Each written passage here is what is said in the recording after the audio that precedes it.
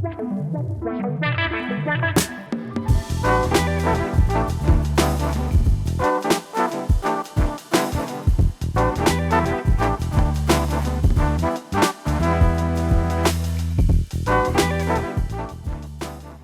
everybody. Welcome to our Hospo Circle with OpenTable and Lightspeed. So awesome that you all were able to make it. Looks like we've maxed out on the seats, which is great stuff. I wanted to quickly go over why we're here today, and really that comes in three parts. First of all is hopefully what you've been experiencing already, which is to have fun, have chat, have a chance to relax after whatever your normal week contains. Secondly, you're going to hear some really interesting discussion, I predict it, really interesting discussion and insights from the amazing panelists that we've got with us today. So that's the second thing, the reason that we're here. And also, we're in a very tight-knit industry. So we really hope that you get from this a sense of belonging. You're with like-minded people where you can just be yourselves, talk about the things that matter to you, and really relax in each other's company. My name's Drew. I lead the OpenTable team for Australia, based out of Sydney. First of all, I want to make sure I do an acknowledgement to country. I do want to respectfully acknowledge the traditional owners of the land on where we're meeting today, where we would also like to pay our respects to elders past, present, and emerging. So, what we're going to cover today. We're basically going to be talking about the state of the industry, and we're going to do that in two ways, and there's going to be a Q&A at the end as well. You'll see the QR code for anyone that wants to ask a question. There's a system, Slido, where you can scan the QR code or just go to slido.com with that code and pop a question in, and we'll have some time at the end to be able to address all those things. So yeah, we're going to talk about the state of the industry in two parts. We're going to look about today, like what is right in front of our face. Business viability in current economic conditions is going to be foremost what we talk about here, and also the voice of the customer. What are some of the trends and patterns that we're seeing in customers' buying behaviours that are dictating how business is going today? And then we're going to zoom forward and think about the future. What might the future state of the industry be related to technology, AI, and some hopes and wishes that we might have for the future as well. So, let me introduce the main event, the people that really matter this evening. This is our panellists. Did we do it in order? No, it doesn't matter, but we'll start at the end. So, Charlie, do you want to go down the line? I'd love to hear who you are, what your work is, and maybe a little bit about something about you that people might not know from looking you up online. I'm Charlie Carrington. I'm from Atlas Dining and Little Havana and Atlas Weekly. So we're a restaurant. We change our cuisine every 3 months, get to travel around the world and then bring that back and serve it. And something everyone may not know about me, I'd love to run, and I've run 5 marathons. Yeah. Wow. Yeah. I used to be skinny also, but... You're still skinny. Yeah. My name's Kirby Tate. I have been in hospitality for about 25 years. Cafes, pubs, catering, weddings, you name it. I've sort of been there doing it since I was about 15. Most recently, I am in restaurants. My restaurant's in South Melbourne. It's called James. We've been going since 2019.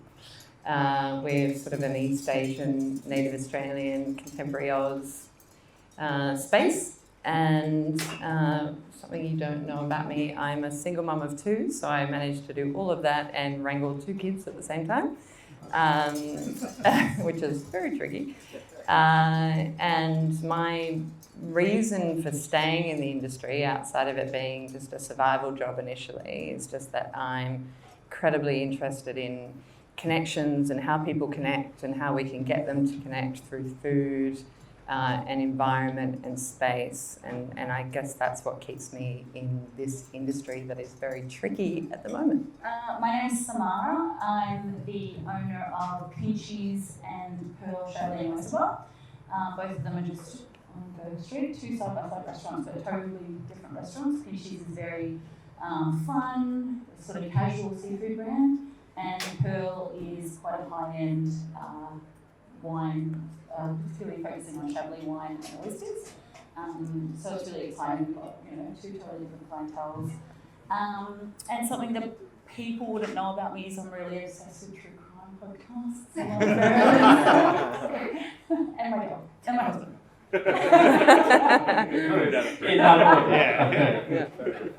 Hi there, folks. My name's Andrew Fraser, and I'm the Managing Director of Lightspeed here in APAC.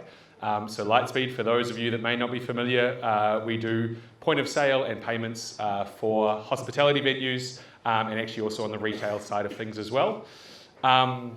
My fun fact, big American football fan, and I'm actually chair of the New Zealand American Football Federation on the side. That's my little fun side project as well. I would not have picked that as a side hustle, but there we go. All right, good. Okay, let's get started. We're going to talk about the current state of the industry, and it might not be the most fun place to start, but it's reality that we're going to talk about business viability in what is economic conditions that are challenging. So let's think about the last 5 years. What a roller coaster.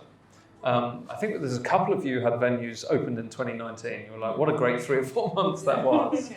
And then the pandemic hit, and everything that came with that. Then there's the shortage of qualified staff that came off the back of that, border closures impacting tourists and the spend that they bring. Then we had revenge dining. We were back up at the top of the roller coaster. And then a period of normalizing. It's kind of, all right, 2020, what would that have been? 3 maybe? Like a little bit of normalizing going on. But now we've got the economic impacts that we're seeing, interest rates, lower consumer spending, etc. Lightspeed's 2024, I might steal your thunder. Lightspeed's 2024 report revealed that 99% of venues feel like they're impacted by inflation. Not rocket science, but really that's everyone impacted by inflation as well. Increasing media coverage on the amount of closures that we're having in restaurants as well, going out of business. It's clearly tough out there. So I'm going to start with Samara. You mentioned you've been in the industry pretty long time. You've seen a lot. Festival activations, pop-ups at the Emporium, opening your first standalone restaurant. You mentioned the 2 restaurants that you've got there. How's trading going for you, and how's the industry changed throughout your career? So we opened Pinchies in November of 2019. Like you said, we had 4 awesome months. It was great. Best 4 months ever. And then obviously when COVID hit, everything changed. And I think pre-COVID and post-COVID, almost everything in the industry is totally different. The number one thing that I think has come out of that is when it comes to wage costs, more so than some other things. Like before COVID, there was a lot of staff, there was a lot of professional staff in hospitality, people that wanted to make that their career and they were really good at it. And then obviously when COVID hit, most of those people went and found work elsewhere, and it took, I think even now we're still having the knock-on effect of still not having professional people in the industry, but also knowing that those staff can sort of dictate their own pay rates as well. So having to pay really, really, really high wages for people that, a year before wouldn't have been able to sort of ask for that kind of thing.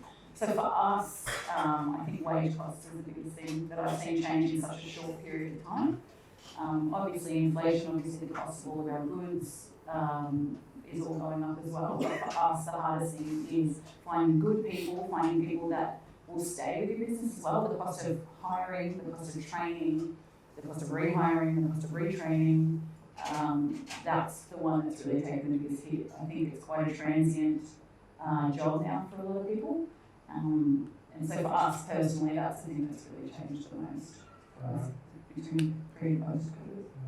How's it looking for you, Kelly? You mentioned you've been in the industry for, I can't remember the number, a long time. Couple of years, yeah.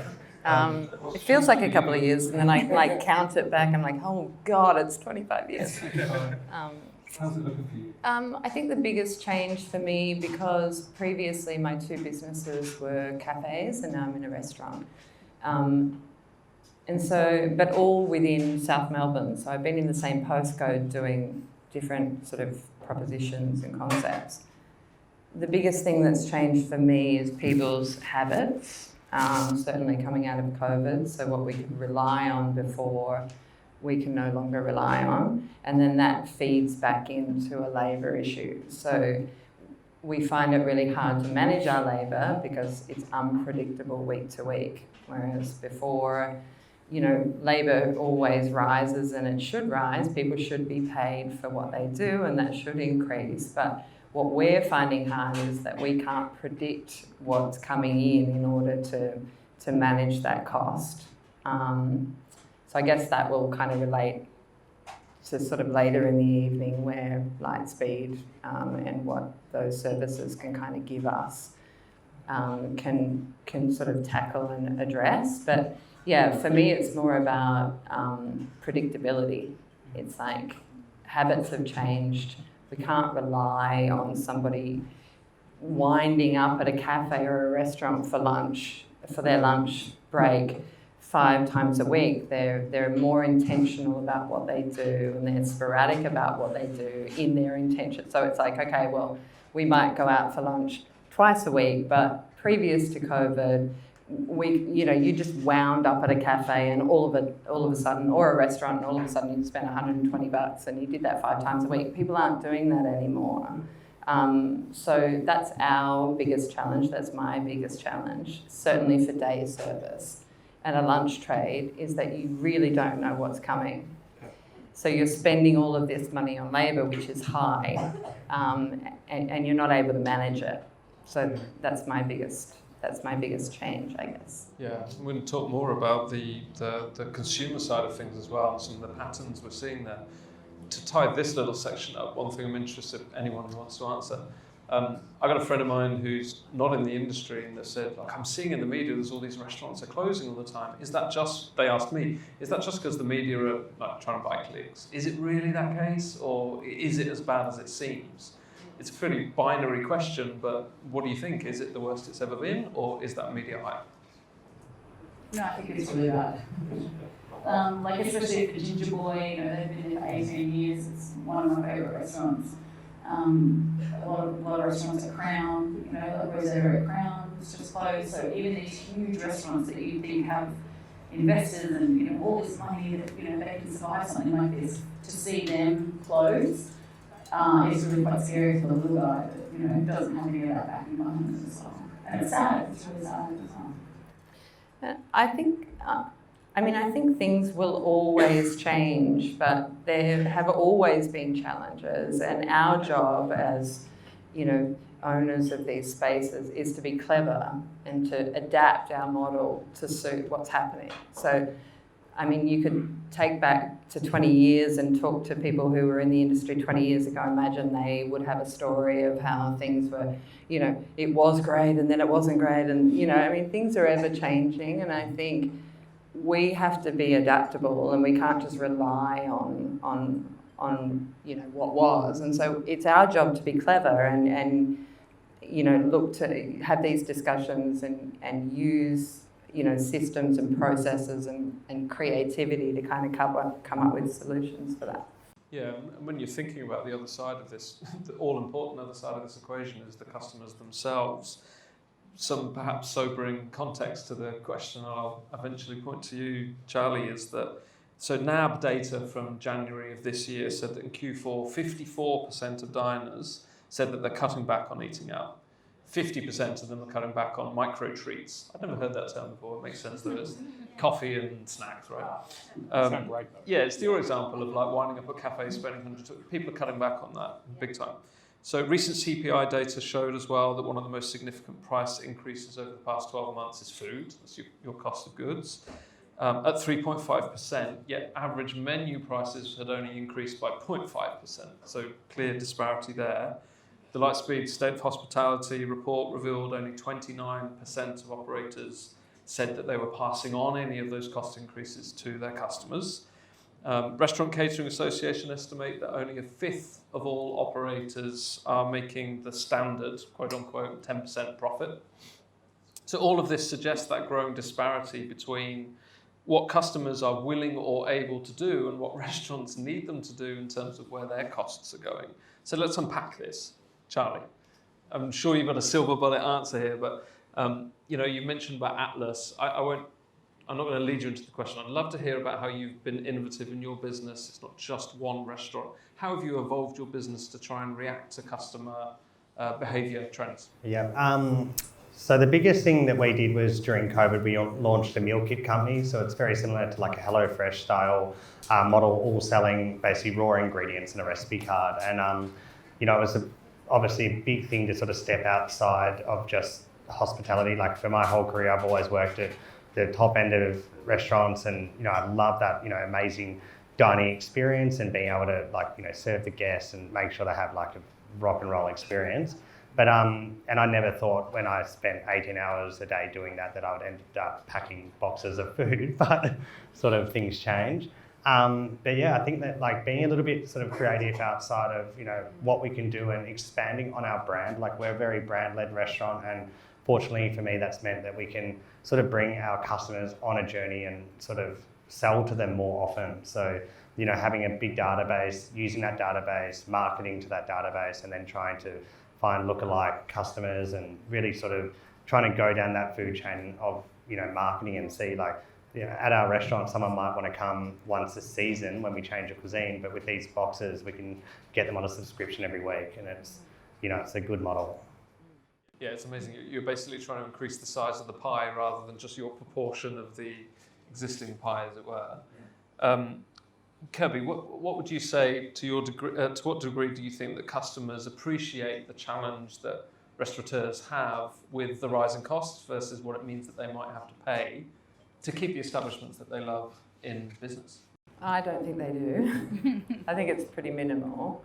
And even with, what's out in the media and they're sort of reading these challenges, I think people are still concerned with what it's costing them and their experience. And so I don't really think that they connect with, the challenges of the industry. And I think it's naive to think that they will. We're a business and we need to solve those problems. And I think it's not about people understanding the costs, it's about us being clever with the costs. Does that make sense? So, I mean, a good example today, I went out and had lunch and we were charged $36 for broccolini. And my guest, who's not in hospo, was like, oh my God, that's outrageous. And I was like, well, that's actually what this broccolini should cost, But the fact that it was just listed as broccolini for $36 was the issue. They could have been clever about what that dish was. And I think it's about us it's for us to sort of create the solution rather than to expect that the customer has to accept. Does that make sense? Yeah. So instead of creating tension with the people that you actually want to buy your product, it's like how do you actually allow them to see what the product is? Well, exactly. I mean, I think people will always be coming from their own perspective. It's their bottom line that they're protecting, and they will or won't pay a certain amount. I think it's on us to kind of create the solution to that, so that we can all sort of create, continue to create business and profit out of what we do. I don't think people will ever sit and say, well, it's okay for me to pay $36 for broccolini. I mean, that's always going to be ouch. It's up to us, I think, to be clever about what we're doing and to adapt. Any further thoughts on that from the panel? No, I was just going to say, I think it's also finding those situations where you can save or those types of things. Like one of the things that we see a lot is surcharging from a payments perspective, for example. And I think right now over half of Lightspeed users are electing to do surcharging and essentially passing on that payment fee to the customers and those types of things. So it's doing the best of the stuff that really matters, and where the stuff matters less, finding those opportunities to save money or those types of things for the restaurateurs as well. Okay. All right, let's change gears slightly. We're going to talk about trends and customer preferences. So from the open table data, we see that there's been a few emerging customer trends that have caught our eye over the past year. So I'm going to go for a bit of audience participation here. Solo dining, dining out on your own. Raise your hand if that's something you have done or you definitely would do. I feel like this is a skewed example because you're all in the industry. It's like, yeah, get away from all my colleagues. Yeah, so that in 2023, that was the segment of dining, as in party size wise, that was the highest increase year on year. 14% increase year on year for solo dining. I think I've got 2 young kids, so it sounds divine to me. Dining times. Okay, I'm going to give you 5, 6, 7, and 8 p.m. And I want you to raise your hand for what would be your preference. So who's for 5 p.m.? Not many. 6 p.m. A few more. 7 p.m. More, and 8 p.m. Okay, I reckon 7 p.m. won that. So interestingly, 5 p.m. year on year had the largest increase as a dining time slot. And the most popular overall was 6 p.m. Again, with young kids, I definitely see the 5 and 6 p.m. So finally, the other thing that we're seeing, I feel like there was a little bit of a mention of this, I think from you, Kirby, around we see a trend towards people perhaps saving up a little bit more for an event or a special occasion and going crazy on that one thing versus the drip feed of every day I'm going to go out and do something. Valentine's Day, for example, on OpenTable was 22% up year on year, compared to last year. Easter was 16% up, and we're seeing really strong bookings forward for Mother's Day next weekend. I need to do something about that. Okay, so Andrew, let's start with you. I'm sure you've got insights here, given Lightspeed's position in the business around like those customer trends and preferences. What trends have you seen on your side? Yeah, great question. I think one of the ones that's coming out really strongly is sustainability. And sustainability can be very broad. We did a recent kind of survey, and about half of all restaurants were saying that they want to do more in terms of sustainability. Almost all had said that they had done some sustainability initiatives over the past year. And about a quarter of all customers were saying that that's something that drives them to a restaurant, is that concept of sustainability. It means a lot to a lot of different people. There's not like necessarily one thing that kind of you can peg it down to, but I think that as a concept is certainly one that we've been seeing that customers have been talking a lot more about. I think the other one ties to what we've been saying in terms of the cost, right? And I think from a restaurateur's perspective, that tension around raising menu prices. Some have and have been very successful. Some haven't, have regretted. Like it's finding that balance, I think, between what you can offer, the experiential aspect around it, those types of things as well. So yeah, that kind of response to cost and sustainability, I'd say are the big two that we've kind of seen from our sides. Yeah. And what about from the restaurateurs? When you think of consumers' dining habits, trends, preferences, whether it's the time, the frequency, anything jump to mind that you're seeing recently? Yeah, I think frequency is definitely less. I think people are noticeably going out a bit less and being way more selective with where they do go. But I think, you you can be appealing also to people, like I've seen a lot of people, I go out a lot and I notice at the moment, like pubs are just pumping. Yeah. And I love the pub, it's the best. So I think that, they have, say, whether it's a steak night or something, and you just see this place, on a Wednesday, will just be going nuts.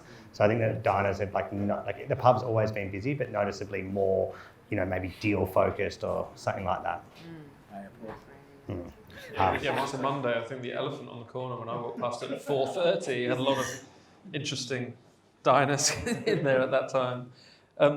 Samara, what sort of demand shifts are you seeing in your business? And how might you go about adjusting your operations on what you see? That's actually a pretty interesting question because we actually just went through a huge shift for Pinchies. So Pinchies, when we first opened and up until right now, we were doing quite an untraditional form of dining. So it was very much tapas style of dining. So and that was born out of my husband and I are such greedy gutsers that whenever we would travel, we would go to a restaurant for lunch and we would just order one of everything, and we just wanted to try everything. So we wanted to bring that to Australia. So instead of your lunch just being your entree and your main, or your dinner being your entree and main, we wanted you to try 6 or 7 different things. And so Pinchies was born out of that sort of tougher style dining. And we did really well with that, but now coming into winter, we've adjusted our menu to now incorporate more traditional style dining, so bigger dishes, more main coursey sort of dishes, pastas, things like that people are going to want in winter, because we just noticed during winter, Pinchies is quite a summery brand, so lots of seafood, lots of light dishes, and we just noticed such a huge drop in winter that we've had to really pivot. So we've almost done a 180 to a degree and gone against what we set out to do. Obviously, we're still doing a lot of the beautiful dishes that we have, but we've had to sort of give in a little bit to what people expect, which is entree, main, and dessert. So we've pretty much changed our whole menu just in the last week, just to go into winter feeling a little bit more confident that we're giving people what we think they're going to want this time. Sounds a little bit like what you were saying, Charlie. Was it every 3 months you change your menu entirely? Is it for the same kind of reasons, or is it just you? No, so like the idea was because I do like to travel, so I sort of wanted to go away every 3 months, and that was sort of how it came about, if I'm completely honest. You should need a tax write-off. Yeah, I get the work cut out, that's for sure. But no, like our concept definitely does bring people back. Like we have like literally die-hard people who have been to every single menu, and there's like definitely a lot of FOMO. Like they can't miss one because then they've broken the chain. But yeah, like sort of to your point as well, like we recently launched like a midweek barbecue menu. So we're doing like very similar in style. Like it's a shorter menu because we usually offer a 5-course. So this is sort of served over 3. We're doing Argentina at the moment, so it's sort of as a perfect cuisine to do it. And we actually launched last week, and we've actually seen a lot of sort of demand from that. Like it's actually fun for us in the kitchen because it means because we do a 5-course menu, we can only ever serve like small things. So it's nice to be able to like cook something a bit more whole, and actually we've got the most amazing kitchen, and being able to use like each item in the kitchen, like wood fire ovens, grills, American barbecue, and do something a bit bigger. So it's sort of fun for us, but I think it's a win for the customers, and I think it's a great entry point for people who haven't experienced what we do before. Is there a benefit there as well operationally? If you're doing fewer courses, you can order in larger amounts. Is there a cost benefit on that side of the house? I think like for the restaurant, because we're only ever like so big, like the 4 walls, like we don't really see like those bigger savings from like our buying power. Like I think because with our boxes, like I've really seen like what sort of buying power can bring, and that's why I think like a lot of the groups who are really smart, like they're able to buy stuff at would actually like really surprise people. And like, we've sort of tried to, as we've grown, to get certain items, and I think that's like it's such a competitive advantage. Yeah. Great. Okay. All right, let's move on to the future state of the industry. So hospitality, I would argue, is as resilient an industry as there is. The concept of providing a great experience for people to just eat and drink is as old as time itself. And the industry has remained and thrived throughout. So year after year, decade after decade, century after century, the industry has innovated to be able to stay relevant and keep bringing people in. So let's talk about what technological innovation looks like in the industry today in light of the current trading climate that we find ourselves in. So open question for anyone to start off. How would you say, in what ways has technology helped improve your operations?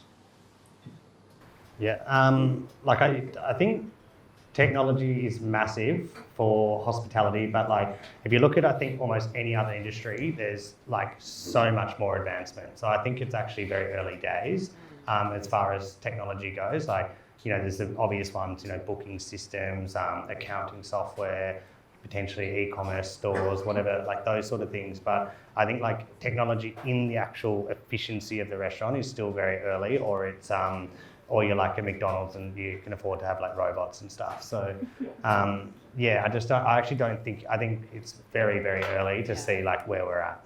Yeah, which is a good opportunity also. It is. I mean, obviously, like OpenTable is a global business, and we get people from around the world coming to Australia and talking with restaurateurs, and one of the things that they always comment on is the level of understanding, appreciation, and willingness to adopt technology compared to the rest of the world. you might think of the US as being like this massive technologically adopted country, but Australia is probably on a par, if not ahead of that. Yet still, I probably would agree with you that there's a lot of a road to travel there. I think like because hospitality is such a like connections-based business and it's a very people-based business in terms of like people want service, they want, you know, experience. A lot of it's about like storytelling and all those things as well. So I think that that will always be that way, but I think that like behind the scenes, the technology, whether it's in the kitchen, whether it's in ordering processes, whether it's in stock take management, all these things that like will just get better and better over time. I think there's a real, like restaurants will become way more efficient, and I think that is like the ultimate key at the moment. Because it's way too labour heavy compared to other industries. I have a question for you, Andrew, but anything to add on that, Kirby or Samara, from the restaurateur's perspective? Yeah, I mean, I think for me, biggest, we're only really starting to utilise those kind of platforms in terms of getting real-time information to us. Sales over labour, for example, is the biggest thing that could come to us, and it would be life-changing, and it is sort of coming about. We are starting to use it, and it's been clunky for a long time. To be able to get real-time data to us is basically key to us being able to run, you know, these businesses well. And I feel like it's coming, and we're talking about all of these things that we can access, but it still feels clunky and a little far away, you know, in terms of being, you know, the big one for me would be able to get like sales over labour data, like in actual real time, notifications, where you're at, what you're spending. And I know you can access it, but it still feels like we're a little way to go. Yeah. So Andrew, how would you say that tech providers are supporting hospitality venues in relation to their operations? Yeah, first I'd agree with a lot of what you're saying, well, everything that you're saying, but in terms of it being early days, where I'd tie it all back to though is what you were saying earlier, and is around time, whether that's labour time, whether that's ability to spend more time with your diners and those types of things as well. So when I do look by having a point of sale, I've got to say it, as opposed to pen and paper, which is, as you're saying, for the US still the preponderance when you kind of go around. That's an element that can save time, effort, energy, and where you can invest things back. Another one is the payment side of things. Having the payments and POS linked also helps with the time and effort and energy. Booking software, all of those elements as well. And then the reporting. And I think that's where we are, just early days, is reporting and insights. It's something that I think we're putting a lot of time and effort and energy into. I think we might be touching on AI soon, so it might kind of pop up there as well, but it's exciting. But I do think, it's such an opportunity to be able to provide really great insights, real time, about cost, about people, about dining preferences and those types of things. And I think that's really starting to come together now. But I think over the next kind of 6 to 12 months, I think that's going to be the real area that, you know, our teams and restaurants like this one can really start to get those insights as well. Yeah. On AI, I'm not going to do it justice, but I saw an Instagram reel today of how companies implement an AI strategy, and it was in a hospo. There was some food, loads of sauce squeezed on top, bunch of food, loads of sauce, and then it gets bagged up, loads of sauce squeezed on top, gets delivered in a parcel, loads of sauce squeezed on top. Feels a little bit like AI is used as a bit of a, we're going for AI right now, but I don't think anyone would disagree that there are some major potential benefits related to AI that are going to impact positively every industry, including our industry. So front of house, voice ordering, reservation taking, back of house, like integrated inventory, purchasing. For example, OpenTable have recently partnered with a company called Poly AI. It's an AI bot where you can call up and either make a reservation, modify a reservation, query a menu, question about allergies. And a lot of cynical thought is, I'm talking to a bot. I don't know. But I encourage you, go to their website, listen to the demos. It's phenomenal. You can even change your language, if you're able, halfway through and the bot goes with you, and you can imagine the cost savings from an operational perspective, depending on how your venue operates. So that's something that's going to be coming to OpenTable customers exclusively, but restaurateurs, I'll come to you shortly, but Andrew, from a Lightspeed perspective, how are you introducing AI into your services, if at all? Like, how can you benefit hospitality operators? Yeah, look, we've got a few things on the go. One is, for example, is supporting in terms of menu creation and those types of things. So just having base prompts to make things easier, more attractive to customers, that side of things. My favourite, I think I call it the magic quadrant. I don't know if that's the official terminology, but what it does is it matches using payments data, what customers have had before, and then what they come back for. When they come back, what do they order? Do they order the same things? Do they order different things? To kind of say essentially, what are the things that really get people coming back? What are the things where somebody tries and then never comes to the restaurant again? And you can kind of build that type of preference out there by just matching payments data, matching menu data, those types of things as well. So trying to give that little leg up to restaurateurs in terms of how they phase those things. Another one that I've seen really well with one of our partners as well is workforce management software and making that really clever. So it's so tough to get people and schedules and tie all those things together. It's something that for me just wouldn't make sense in this day and age now to do, because there are smarter machines than me around those things. So you can kind of input the parameters, play that through, and it will come up with schedules and those types of things. So it's just thinking about what is not creating value for restaurants or for customers and moving that stuff to the side. And starting with realistic little bits, and then we can get to the futuristic robots and that type of thing. But just starting with the basics, I think is the way that we're thinking about things here. I mean, from your perspective, the three of you, what would be valuable to your business? Either something that you already know of, or like dreaming, if AI could solve this, what might it be? I reckon the big one would be like stock on hand and stock take management. I think that probably within the next 5 to 10 years, restaurants may even have cameras when things are purchased, brought in, checked off as they're sold. Then you can real time look at what you've got left, what you've got to move. Like when you're selling perishable products, it's so important to not have wastage. So if you're able to see what you've got on hand and how you can move it, that would be like a real dream, I could imagine, for most restaurants. You mentioned earlier that you travel quite a bit to get inspiration and bring it back to your venue. Have you picked up anything in your travel specifically related to AI? Is there anything the rest of the world is doing that we might need to think about here? Not really, to be honest. I think it's probably more just like watching bullshit on Instagram that you see some guy looks smiley like you, and be like, oh my god, look at this new feature, and yeah, it's a compliment. Not really, but it's a very exciting space, and I think things, very mundane tasks, if they can become, managed for you, and you can then focus on the bigger picture things that you'd love to have the time to do, then, it's a benefit for everyone.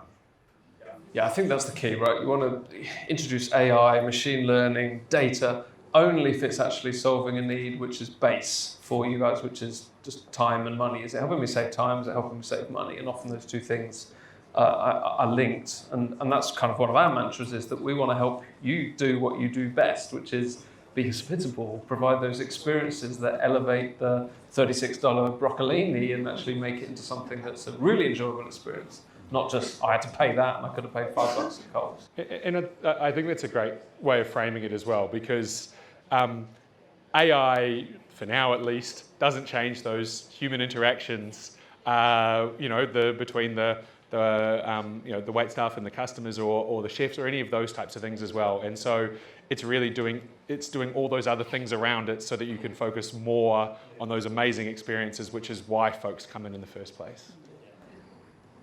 All right, let's finish up by zooming out of today completely and think about way into the future. So my question for you all, and we'll go down the line perhaps, is crystal ball related. So let's say we're sitting here in 10 years' time, we're all still in the industry, 10 years' time, and we're discussing the state of the industry. So two-parted question, what major trends do you think we're going to be talking about? And what's one big tech advancement that we will be talking about? Who would like to go first? I didn't prep them for this question. So it's completely new for me. I'll start so I can get my answer out of the way so you guys don't steal it. I think the number one trend that people will be talking about in 10 years is probably more sustainability than anything else. I think vegan or plant-based options will continue to be more and more popular.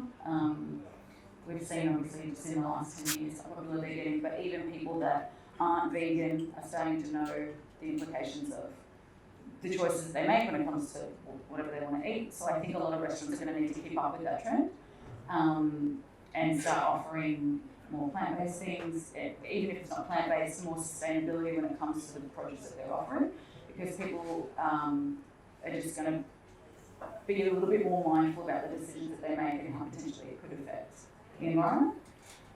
Tech advancements, who knows? Everything's changing like day to day. I think, like you were discussing before, there's a fine line between tech advancements taking away interpersonal connections. I think one of the most exciting things about going to a restaurant is dealing with the wait staff or speaking to the sommelier about the perfect wine, and there's no AI that's ever going to be able to take away from that. So you still want to maintain that personal connection, but also integrating AI into other aspects of how we could better spend our time, like you said, when it comes to stock take or things like that. I think the advancements are endless. I couldn't even imagine what it could be in 10 years. Because we're so much more advanced now than we were 10 years ago. Mine will be short, but I think we will be talking about how we can utilize all of this sort of tech and AI and still connect and still remain connected with our people. Hospitality is about people. It's humanized. It's face to face, and so I think we'll be talking about whether it's beneficial or not, actually, or whether it was beneficial to sort of start to take away from that connection. So table ordering, tapping on your phone so you don't have to come up and talk to somebody about how your experience was before you leave the table, all that sort of stuff. I think we'll be talking about whether that was beneficial or not, or whether that took something from the industry that we all love. Yeah. I think, 10 years from now, I think world will be more delicious and menus will be even more delicious. And what I mean by that, I think one of our biggest things being like a cuisine-focused restaurant and traveling a lot around the world, I think seeing cultures and places sort of develop, cultures blend. I think in Australia it's one of the most diverse places on earth, and I think that we don't really have an Australian cuisine per se, but then you've got so many amazing people from all around the world that are sort of will bring things from their home country, cooking local ingredients, and then sort of letting that really develop. So I think that one thing I've always thought about is I'd love to see Australian cuisine in my lifetime. So hopefully in 10 years we've got so many amazing chefs and stuff already doing creative things, but how that can show on a bit of a world stage. Besides Outback Steakhouse, we want to see some Aussie restaurants. And then I think technology is the most exciting thing ever. I think everyone was scared of the internet at one point, and Y2K and all these amazing, everyone gets a bit worried, but I think that it's only going to help give people more time, have sort of things will become faster, which means that humans can essentially slow down, and I think that's really awesome. Yeah. Great question. At one stage I hope that in 10 years' time things haven't been quite so hectic as the past 4 years, going from COVID to cost of living to everything as well. So I hope there's a bit of normality through there. I echo you in terms of sustainability. I think that's going to be the trend that will come across all restaurants. I think in terms of tech, I've got no idea because things do evolve so fast. One that we're working on now and is probably 2 years away, but sounds futuristic, so I'll throw it out there, is wearables. And so an example of that, again, to try and get the server closer to the customer is having your smartwatch or a device on you or something. It just automatically recognises everything that the customer's saying, so there's no need for an iPad between you. There's no need for a pen and paper or anything along those lines. It goes straight to the kitchen immediately as well, so there's no kind of step change and those types of things. And hopefully it adds to the experience as opposed to taking it away. It allows a little bit more kind of closeness and that type of contact as well. So like that's something that we're having a bit of a play around with right now. As I say, 2 years away, not 10 years away, but futuristic enough that it hopefully meets the brief and just a sign of what could be coming down the road as well. Love it. I think, ultimately, most good innovation is incremental. It's not like you wait 10 years and then bang, everything happens. So yeah. Okay, thank you very much, panelists. We're going to do some Q&A, but first of all, round of applause for our panelists today.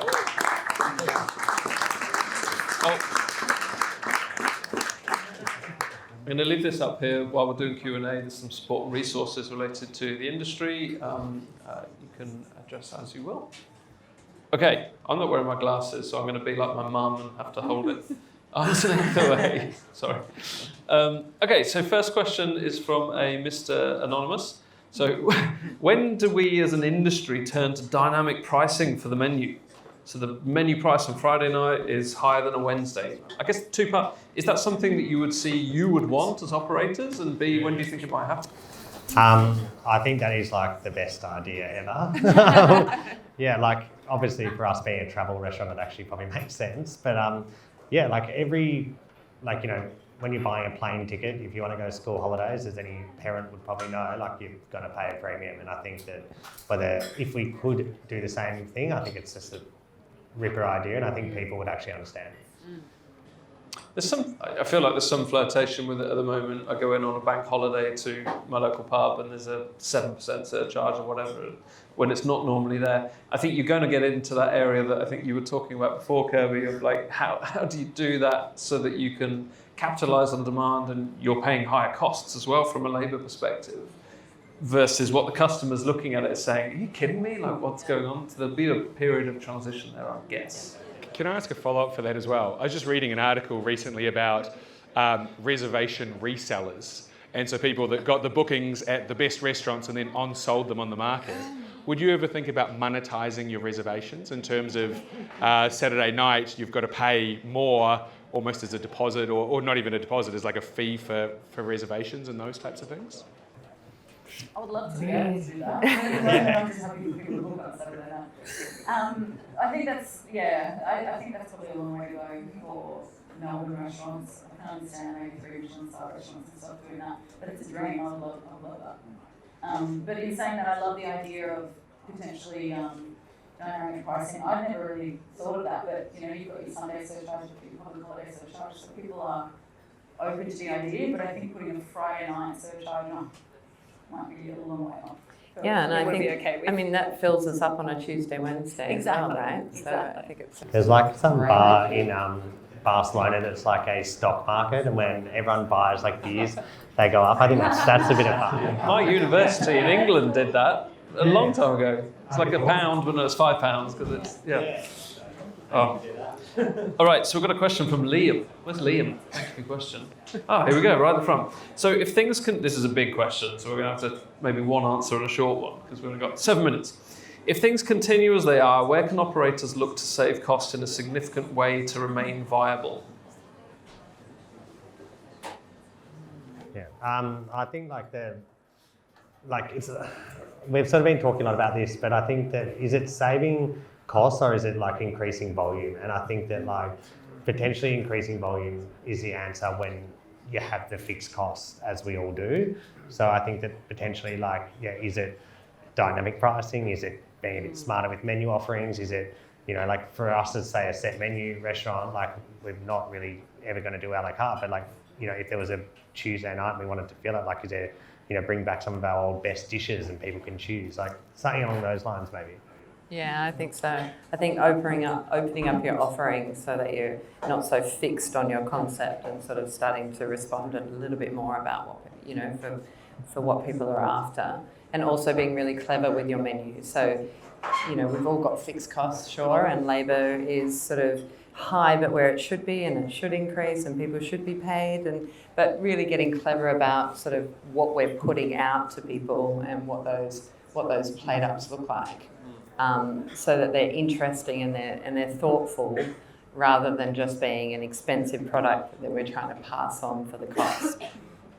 So I think for me it's a menu solution. It's about being really clever with your food. All right, I've been told one more question. So, deeply operational question, but I think it's very interesting. So, how do you manage last-minute cancellations, especially large groups? Have you got their credit card details or not? Yeah. One's charged and the other's gone after. No, of course. I think that we definitely have a policy about like if people cancel, and we're always like rage about it. But at the same time, I think that like if people reschedule, I always will waive it. That's like my sort of rule. Like you don't want to really just piss people off, but like a big group, like anything over like say 8 or so, a deposit, and then we'll chat about that later. Yeah, I mean, rarely we charge. You say you'll charge in the hope that it'll sort of deter people from last minute booking or booking a whole bunch of restaurants to decide where they want to go. But I don't think any of us are charging the cancellation fees like we should. Because the moment COVID is called, you can't charge that. And that's what they always cancel. It's always COVID at the last minute. It's always Everyone's COVID. COVID at the last minute. But the admin involved in sort of responding to the to and fro of that sort of should you be, shouldn't you be charged is not worth the money that you're charging. So I mean, it's all well and good to say that we're charging cancellations, but I don't think many of us are. No. It's not worth it with the anger of the customer as well. Then you've just lost a potential huge customer for the sake of a few bucks. Potential for reviews. Yeah. And I think people are well aware now that they don't, they're not going to be charged. So Well, we're getting. I don't know how effective the credit card holding is at the moment. It's not. Yeah. I mean, it's good in the way that it hopefully forces people to call and say, I'm not coming to this reservation, rather than just not showing up. But again, it's still, they just call half an hour before. It's basically the same as on the show anyway. But you're exactly right. We might have the credit card details, but the pain in having to put up with making the charge is not worth the money that you get for it. Unfortunately, you just sort of have to wear it. But it's correct with what Charlie said. I think if you've got a dinner reservation, especially if it's a set menu, if you've got a dinner reservation of more than X amount of people, you should be taking a deposit beforehand just to mitigate that loss. Okay. All right. I have 3 sets of thank yous. First of all, again, for the panellists, thank you very much. Secondly, a thank you to you all for being part of it. Good audience participation. Thank you for the questions. I also want to everybody thank the Ascal staff coming on tonight. Amazing food. Thank you very much. All right. We have, I'm going to wing this, I'm not sure. We have the bar and food going on for at least a couple more hours, I think, right? So have fun. Enjoy yourselves. Thank you, everybody.